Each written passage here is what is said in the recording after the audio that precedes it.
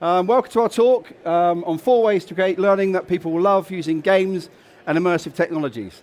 Now, we're not just going to be talking about, we're going to show you some real-world examples, some real big brands, some global brands, for example, like Tetra Pak and Yum. We're going to be covering things that they've been asking us to work about, which are really big for them, things like cybersecurity, workplace onboarding, and health and safety. So we're also going to be giving you some practical tips so that you can try and implement these in your organizations as well. And nothing's worse than a passive learner. So we want to see some active learners, so I want you guys to get involved. So feel free, you've got your phones out anyway.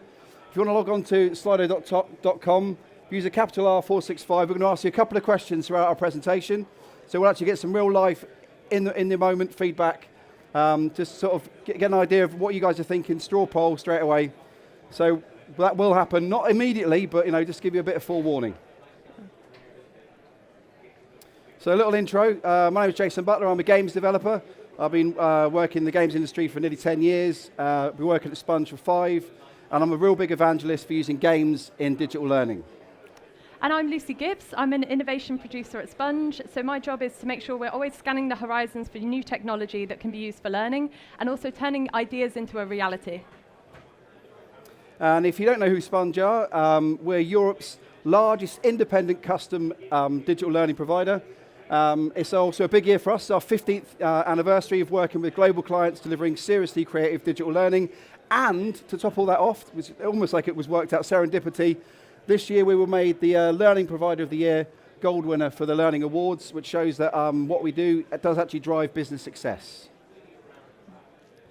And why do we need to make learning that people love? Because let's be honest, people don't really normally love it. There's normally a real barrier to people having successful learning. One of it is access. People only normally have about 1% of their daily week to put aside to learning, which is a big barrier, because obviously you've got to catch their attention and make sure you hold their attention. And also, let's be honest, if you're telling someone on Monday morning you're doing some compliance training, you're not going to be excited about Monday morning. So 46% of people say dull content is a barrier. There's this preconception a lot of time about learning. There's a lot of text, click next, a lot more text. So we want to make it much more interesting, much more engaging. And also, there's a recent study showed that globally, 32% drop in attention span, that whole TLDR thing. Their attention span's so small, they can't even say too long didn't read. It's TLDR. So we have to make sure that when we have got their attention, we keep their attention and also retain that and use it to our advantage to make sure that we're driving success. Now, we mentioned at the start, we want you to get involved, so we're going to ask you a little question. You've only got one choice, unfortunately, but if we were to offer your learners, or if you were to offer your learners some learning, which type do you think they would love the most? Learning that's fun and enjoyable, relevant and contextual, social and collaborative, so maybe a bit of teamwork, enriching and developmental to their role, or empowering and self-directed. So let's launch the poll. Let's see. So you should be able to vote on your phones. The code is there again if you need it. Fun and enjoyable, good shout. Empowering and self-directed, nice. See, being a games man, I like fun and enjoyable. But people obviously, it's shifting live. We're going to give you about a minute, so just smash out some stats, but still way ahead, fun and enjoyable. Let's be honest, nobody wants boring learning. Okay, when we hit 50, I think we might call it there, because there's an out-and-out winner, let's be honest. Okay, we're going to go with fun and enjoyable, which is really good to know, because obviously dull content is going to turn off your learners really, really quickly. You want them to get engaged and get involved. So fun and enjoyable, that's good to know. So that leads on nicely. Yeah, that's really good for you, Jason, as a games developer. Fun and enjoyable being the key thing that we're kind of trying to promote here. It was a bit of a mean question, really, because obviously all of those things are important to get people to love their learning. And we are talking about people loving their learning today, not just liking, loving their learning. Now, at Sponge, we really care about striving to make sure that we don't just make learning experiences that people tolerate, we actually want them to love it. Especially with, as Jason mentioned, there's a kind of attention span dropping. In order to grab people's attention enough to learn, you need to make sure that what you produce for them is good and something that's going to motivate them, inspire them, and actually help them do their jobs better. Today, we're going to be covering 4 ways to help you do that. And we're going to be focusing on 2 of the most exciting technologies at the moment. So we're going to be talking about immersive learning. So this is things like VR, 360 video, and we're also going to be talking about games. Now, in those 4 ways, we're going to have 2 in immersive and 2 in games. So the first one is exploration. Everyone likes to learn at their own pace and be able to get to the information they need as quickly as they can. Now, for the business benefit is that if you can make explorative learning, the learners will then start foraging for the learning themselves and actually help themselves to the content they need as and when they need it. And also in games, there's a real key point of games is that whole element of mastery. Now, if you can get your learners to accelerate from zero to no knowledge up to being masters at something, that's got a great advantage for having a very accelerated performance and knowledge of your workers and your learners. The next will be experience. It's much better to actually try something yourself rather than just reading about it. And the business benefit is that you'll get people more confident to apply their knowledge straight away if they feel like they've experienced it before. And also, we very rarely from a young age learn everything on our own. It's normally learned from somebody else or from our peers. And it's a really powerful tool to help sort of cohese a team together. And it's also a really good way to create a really engaged and motivated workforce. So we're going to be starting with immersive tech and exploration. Now we've got a really lovely quote here from Frank Borman, who's an astronaut. Now obviously flying to the moon is quite an elaborate sense of human exploration, but you also can get that on a much humbler scale within your learning. Now Knowles tells us that it's really important to give adults in particular self-directed learning experiences. There's nothing more frustrating than going through a learning experience that feels that it's going too quickly for you or equally too slowly.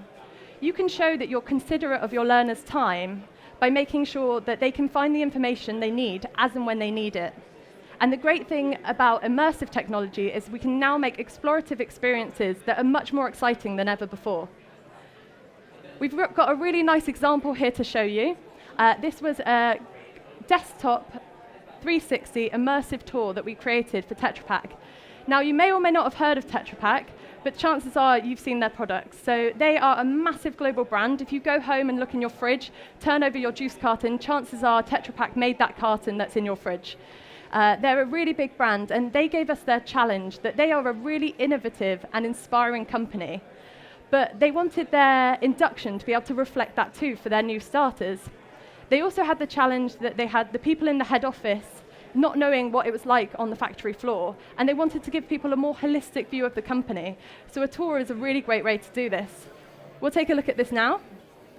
So as you can see, what we created for them was Tetra World. It's a kind of illustrated example. It's a map. There's no linear journey here. You can go through any order you like and find the content you need. We do have little triggers to help people along the way, though, if they're finding it hard to find. Now, each of those hotspots on that map takes you to a 360 world in which you can explore. So you can see this is an example here for Tetra Pak for one of their reception areas. So you can have a look at that in 360 video. We also like to have a presenter in these kind of 360 environments. And that's to make sure that, particularly for new starters, they want to be having a personable experience. If this is their first impression of a company, it's really nice to have a friendly face to greet you. And this is jam-packed full of videos of real people from Tetra Pak saying about their experience of Tetra Pak and why they like working there. So we're being guided through by this presenter. Quite often what we have people come up to us and say is, hang on, if we don't do a linear journey, how do we make sure that people have covered all the content that they need to? Now, the first thing we'd say to that is, trust your learners, especially when they're new. They'll already be motivated to get the information they need. And if you can help them explore and find it quicker, that's even better. But we've also built in, you just saw there, we gained a star. We've got added game mechanics to this to make it, to help people see how far through the experience they are. So you can probably see in the top right-hand example, I've got a little tally of how many stars I've collected. Now this will indicate to the learner how much content they've gone through and help them to discover it all without kind of forcing them down a linear path. There's also shortcuts to the content. So you can see within the 360 environment, we've got these hotspots that are clickable. They launch extra content about, the company mission, the values, but we've also, if you want to jump to that content even quicker, we've got this side panel which you can pull out, which will help you get to the information you need even quicker than before. So if you are a learner that doesn't want to kind of look around and do all that immersive stuff, you can just go in and find the content that you need straight away. Now, we've already had really great feedback from Tetra Pak on this, and it's really helped to confirm the learner's choice to have started at Tetra Pak, that they got faced on their first day with a really exciting and immersive experience. This lends itself well to things like induction, but it can also be really good if you're going through like a change, any kind of transformation, and you want people to really believe in it. The best way to do that is to give them the chance to go through the content themselves at their own pace so that they can start persuading themselves of the change. It's great for kind of customer journeys and also processes. So that was exploration. Now Jason's going to lead us on to mastery. Yes. Great thing about games, as I said, I'm an evangelist for games, is they're pretty much hardwired for learning. You may not think that, you think they're hardwired for fun, but actually a really well-designed game takes somebody who has no idea what the content's going to be, helps them to understand the content and how to play the mechanic of the game, and eventually gives them mastery and the ability to succeed. Now, as that's hardwired into a game, if you can imagine applying that to learning, then that same sort of journey is going to work. Now, there's great mechanics you can hook into in games, things like scaffolding, which is exactly that, hand-holding at the start, showing people the baby steps, then letting them go away to become an expert. So basically that noob to boss triangular movement. We've also got things like instant feedback. You don't want to wait after a 40-minute module to find out that you're not quite getting the content. You want to find out straight away so you can immediately sort of adapt and change to your environment and to your learning strategies. Things like positive failure. If you are getting it wrong, you want to get wrong in a way that actually is a teaching point. And there's also things like replayability. If you've ever played a game where there's like a star rating for a level, and you've come away, you've passed the level, you've only got 1 star, you want to go back and get those other 2 stars, and get 3 stars and max it out. And those sort of things, if you can get people to go back through the content of their own volition, then essentially you're creating this really immersive and engaging content that's going to make people excited. Now, as a real-world example, last year there was the GDPR regulations. This year we've been asked very, very strongly to follow on to that with cybersecurity regulations. It's a real big ask from a lot of our clients globally. So we've created a game to tap into those game mechanics that I've just mentioned. Things where we're asking them to try and basically unpack this, what could be a huge information dump of content. Rather than, I mean, if I told you every type of malware, every type of virus, every type of threat to you as a cyber threat, within a couple of days you've forgotten 80% of that content. So we want to make it boiled down so it's just the bare necessities, what your workers would need to become actually active and understanding of the threats to your company from cyber security problems. And so we've created this game. So to give you a quick view of this game in action. So we've used some of the mechanics. For example, there's scaffolding. There's really simple onboard. We try to minimize the amount of text. And a really simple game mechanic is also a really big key, because you don't want them having to learn the mechanic of the game and then have to learn the content. You want them to have minimal onboarding as possible, so they're actually learning the content and the game becomes really simple. So in this game, all they're doing, they're getting straight away finding out if I've got it right or wrong. It's a really simple mechanic. If you ever are on Tinder, I don't know if you are, I've been married 19 years, I don't know anything about Tinder, but essentially the premise is, if you like it, you swipe one way. If you don't like it, you swipe the other way. So it's a really simple binary mechanic, but that means we can pose loads of different questions at your learners, and really quick they can see where they are. And also there's this simple scaffolding. You start off on level 1. Level 1 tells you like a really simple thing like, is this phishing? You go, and then you can move into different scenarios, more complex stuff as you work through. And also there's a real inbuilt level of mastery required. So you can't just power through the content. You need to show that you actually understand the content before you can get to the top level where the assessment is. And without realizing it, you're answering questions it becomes intuitive, the answers to it. So it's a really quick way of onboarding people into a new bit of regulations. This could be used for any sort of new regulatory work or any sort of new process that you want people to understand in a really quick and sort of powerful way. Now, when this was launched literally a month ago, so we haven't got a huge amount of data on it, but the GDPR version of this, the sister game, exactly the same mechanic, to get people to understand GDPR, which was a huge bit of regulation. We boiled it down into this sort of mechanic, into this sort of game, and it spoke for itself. So essentially, this is data from nearly 25,000 global players. They're on average playing this game for up to half an hour, so some playing for more, which is great because they're actually getting involved in the content. They're not just sort of swiping through it and just getting it done. 26% of the people are playing it in their own time. So not at work, not when you're being designated time to learn. They're actually going away and doing this on the train or while they're commuting or even afterwards. I mean, some people played at the weekend. Compliance training at the weekend, you say? Yes. And also 14% of them were doing it in their own time, as it said. And some people, I'm not going to say crazy, because I think they're just very dedicated, played up to 14 times. So by making this game engaging, and also there's that intrinsic drive to get the best score you can. You actually go back to try and get a high score. So we're talking about game mechanics, but in GDPR regulation. So if you can get your learners as motivated and loving the content as much as they go back and play a compliance game 14 times, you know that it's going to be a really powerful tool to make sure that learning is swallowed down. Wow, compliance training, half an hour on a weekend. That's unheard of. So the next of the 4 that we're going to be talking about is experience, and we're back on immersive technology now. So at Sponge, we really care about making experiences that are going to, that people are going to love. We know that the best way to learn is to actually experience that for yourself. But sometimes the environment will just not allow you to practice in that environment. For example, if you've got a really risky environment, you don't want to throw people in day one trying to muddle their way through. You want to actually create a safe environment for which people can practice. Now, the great news about the emerging technologies such as VR is that more than ever before, we are able to create a virtual environment that feels really realistic in order to practice, so that when learners get thrown in the real world, they then know what to do. And again, we've got a great example here to show you. You may or may not have heard of this project. It was all over the news when we did it. It's a project we did with the Royal Mail around dog safety. Now, that might sound like a kind of weird niche topic, but it's actually really, really important. Over 2,200 postmen and women a year get bitten by a dog, which is absolutely unbelievable when they came to us with that challenge. So it's really important to let people allow an experience where they can feel what that's like. They say that no one really knows that it's going to happen to them until it does. So what we wanted to do is actually create an experience where people can try out good and bad practice and see the consequences without the risk of getting bitten. But you don't have to just take my word for it. We're going to put the learner first in this experience as well, and hear from the learner's point of view how he found the experience. So this is Sean. He's a real postman, and we went out and met him.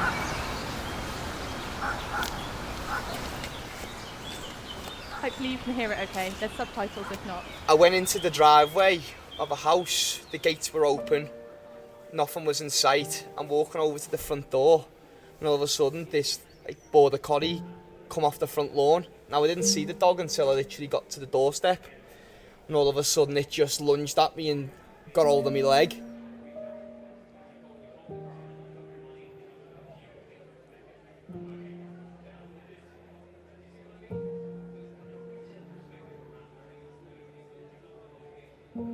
Hi, I'm Sean Quirk from Thornbury Delivery Office. There was an awful lot of dog attacks last year, so we're doing everything we can to prevent it from happening again.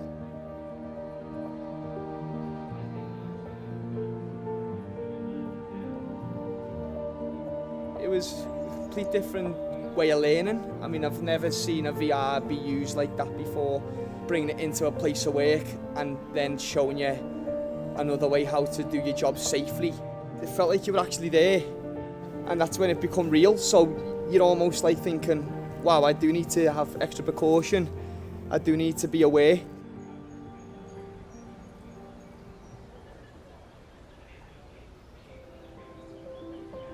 Comparison to the VR to sitting in a classroom and going through a health and safety talk or whatever, it's absolutely an amazing way to learn. I lighten you to the best way possible to prevent you getting attacked by a dog. Wherever you move your head, it's like you're actually there. So if you focused your aim for a couple of seconds on that question or on that answer, that would then select you for that question or that answer. And I would recommend it not just to Royal Mail, but to any other company that was willing to bring in new technology like this. And thanks to Sponge making the VR, it's completely enlightened me to your surroundings and checking your surroundings before you enter the property where there could be a dog on that premises. So just to prevent anything happening in the future.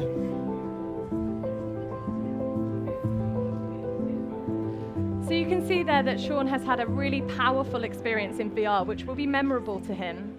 So this obviously lends itself well to kind of safety, but there's also other environments where VR can work really well. So we use the acronym RIDE to help us think of these. So R is for risky. So for example, the Royal Mail, this was a risky environment in which to train. The I is for inaccessible. You may have seen VR experiences, for example, on oil rigs, which are really difficult to get to. And VR gives you a virtual space to then see that. The D is for dangerous. So if you imagine your fire safety training, for example, you might not know that people can apply that knowledge they've learned until they're actually in that situation. But you don't want to be setting buildings on fire to find out. So VR can actually give you a kind of experience with the same kind of emotions and feelings that you'll be going through at the time. And finally, E is for expensive. With that Tetra Pak example, they wanted all of their learners, their thousands across the globe, to see what Tetra Pak was really like. But to fly everyone there would have been super expensive. So if you can give them a virtual experience that they can go through, that's even greater. Right. We're not suggesting that you get your learners to play Fortnite, but maybe to learn from it. Fortnite, when it was launched, within a month, had 120 million worldwide users. One of the main drivers of that was because it's a very social game. And collaboration is a really powerful tool to use when you're trying to get your learners engaged. Because it obviously asks people to communicate, to work out strategies towards a common goal, to learn from others, and basically see that they're part of a fun and engaging experience. Now, I'm not saying we're going to create Fortnite as a learning tool, but what we're saying is we can really learn from these sort of AAA games. Those sort of things can be really useful. So if you want to create a collaborative game where you want to get people to learn from each other and be engaged, it's a really powerful tool to do that. And also you want to create a game, if you are going to use applied games for that, where you're basically encouraging communication, you're encouraging collaboration, you have a shared goal amongst your players, and also you've got this multiplayer situation where people are working collectively, and you're trying to sort of disencourage things where people are working alone or people working as rogue solo players. You want to really encourage that collaboration. So just to remind you, we've been talking about two kind of key technologies, immersive and games, and we've talked about 4 ways within those that you can start utilizing in your own organizations. So the first was exploration. So we saw how Tetra Pak use exploration to give a more kind of holistic view of the company for their new starters. And we also looked at mastery, so using simple game mechanics to get people engaged. We can see that people are playing outside of their working hours, after hours at weekends, and up to 14 times to do a compliance module. So that's a massive boon if you want to get your learners engaged. Then experience. We care so much about experience at Sponge that we actually have a whole department dedicated to learning experience. Experience gives your people a chance to actually try something before they have to go and do it in the real world, and we saw Royal Mail example there. And finally, that last example, the Yum example, to show how collaboration really helps to create this sort of motivated and engaged workforce by pulling people together to have a collective goal. So it's much more than just the sum of its parts. But the main thing we want you to go away with today, if you take nothing else from this talk, or if games and immersive you think aren't the right approach for your learners, the main thing we want you to do is put the learners first. Before you put something out to your learners, think, is this an experience that I would want to go through? Would this excite me? Would this motivate me? Would this make me want to do my job better? And if the answer is no, think about new ways to approach a topic. If you want any kind of advice or questions with that, our stand's just over there. We're happy to talk through kind of any scenario you throw at us, and also tell you a little bit more about immersive and games. But let's finish up with another poll. Get your phones out again. So we're going to ask you, out of those 4 things that we've highlighted, so for example, exploration, which is more immersive, mastery, which may be more game-based, so quick results. I'm not going to try and skew the results at all, obviously, but mastery is good. See, told you. And experience. That's 1 vote, Jason. It's 100%. No, it's going down now. And then obviously exploration and collaboration, which is obviously another really powerful tool. So again, we'll wait till this gets to about 50 returns, and then that should give us a good approximation. So you get your votes in now. It's quite equal. Yeah. That's good. Good news. But the games are winning out. The games are winning out. Damn. And also another little like a caveat to that, is a lot of stuff that we design is not aimed so people have to go away with lots of equipment, and there's no barrier to entry. It's much more about mobile first, those sort of things, so people can use their own devices to access this sort of learning. And well, okay, we're going to call it, I think. I'm going to say it's an even split between experience and collaboration. Amazing. So it's a win-win. It's a win-win. Thank you, everyone. That's going to save a lot of fighting later. So as Lucy said, we're at stand 13. If you want to find out anything more about how we try to get our learners to love learning, come and speak to us. We've got a great team we want to talk to you. And also, we've got some examples of some of those games as well. So, for example, the game mechanic for cybersecurity sorted, that we've got to set up on the stand. And also, any further questions about love?